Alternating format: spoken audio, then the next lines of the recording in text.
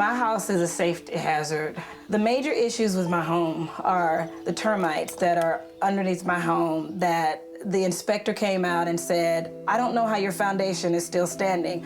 You have so many termites. The tricky thing with termites is the fact that they like to hide and they don't really want to be detected. And sometimes families don't realize that they have a problem until it's too late. And I truly believe that's the case here with the Scott family. Given it enough time, eventually the flooring's going to cave in. The walls are going to cave in, and it's going to be a serious problem. Hi, ABC. We're the Scott family from Woodlawn, Tennessee. I use the adjective amazing a lot because that's what I think my family is. My girls inspire me. They keep me going. What makes me the saddest when I look into my girls' eyes is the fact that their dad's not here. Hundreds of law enforcement officers from across the Mid-South filled the streets of Clarksville Wednesday in solemn tribute to two fallen heroes. Last week, Officer David Scott and Yamil Baez Santiago died in the line of duty while pursuing a robbery suspect.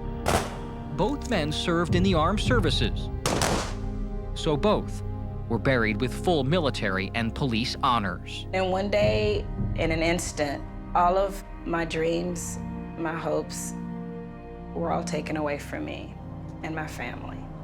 On that day, David and Jamil went to work, and there was a high-speed chase, and David was killed.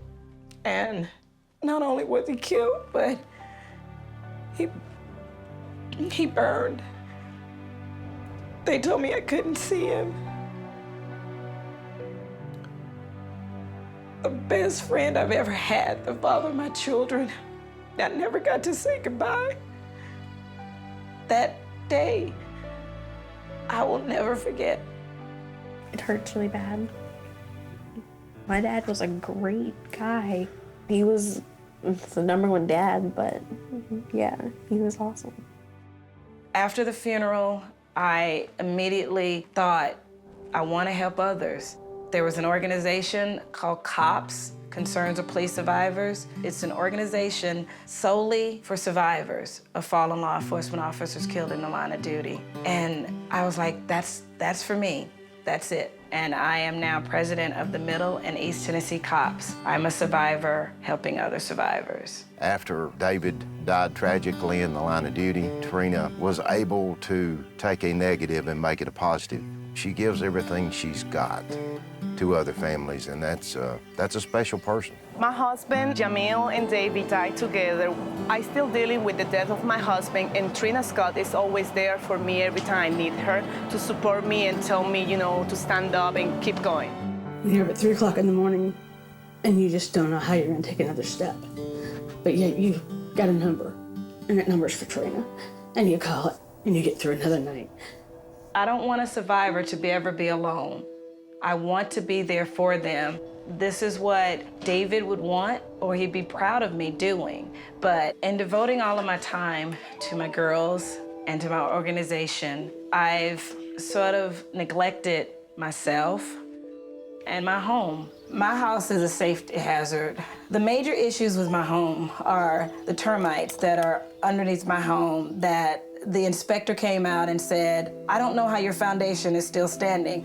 You have so many termites. The tricky thing with termites is the fact that they like to hide and they don't really want to be detected. And sometimes families don't realize that they have a problem until it's too late. And I truly believe that's the case here with the Scott family. Given it enough time, eventually the flooring's going to cave in. The walls are going to cave in, and it's going to be a serious problem. My house might look nice when you see it. It's standing, but I have no idea how long. And I wonder, you know, if my girls and I are in bed at night and the foundation gives way, the whole house will give way. I'm supposed to be the strong one. I'm supposed to take care of my kids. And so for once in my life, I'm now asking, please help my family and I. Wow. Amazing story, right? Yeah. We can't change what happened to these guys, But what we can do is help them sort of move forward. And this week, we're gonna have lots of help. I've got a special guest volunteer coming. Who's coming? I'm not gonna tell you right now, but seriously, it's gonna be awesome. So what do you say? Can we do this? Yes. Yes, sir. Well, bring it in, people. Are you with me? Oh, yeah. Well, then let's do it!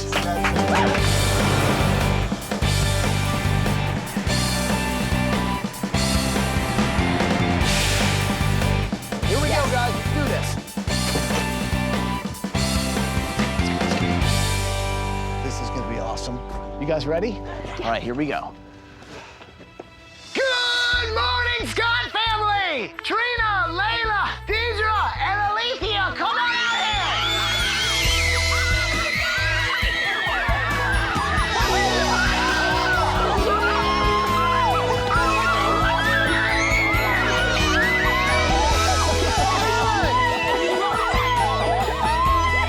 The bus is here! We're here!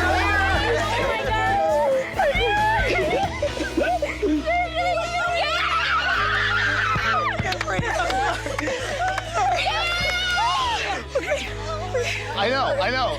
You're gonna give me another. Yes. I know you guys have been through a lot, man. I know you've lost a lot, and I just wanted you guys to know we're so sorry for your loss. It's been hard being an instant widow and single mom. Every day I have to wake up and not be able to tell them Daddy's gonna be here, or also try to make ends meet and do everything I'm supposed to do for my girls to make it what my husband and I wanted for our children. So that's been hard. I think all of it's been hard. Well, we're gonna help you with that, okay? Thank you. All right, people, we finished the house. Let's bring them home.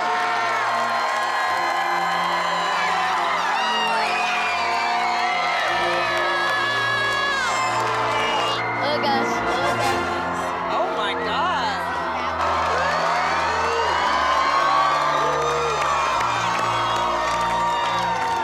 Welcome home, Scott family. It's very heartwarming to know that people care about us. I didn't know Mom had touched so many hearts with just doing what she loved to do. The survivors mean everything to my mom, and they just wanted to be there for her this time, and it was a beautiful feeling. So what do you say? You guys ready to see this house? Yes, yes.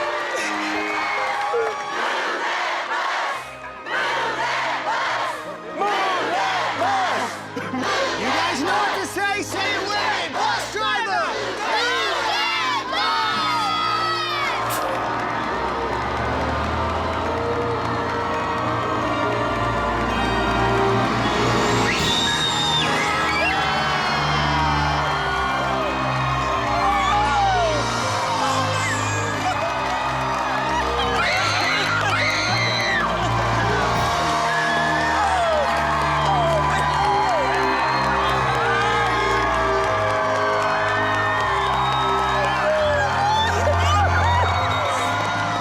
When I saw the outside of the house, jaw dropped. I was like, this is beautiful. My old house was a headache.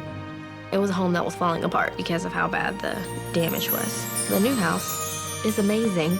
I'm gonna be racing after school to get home. It's beautiful.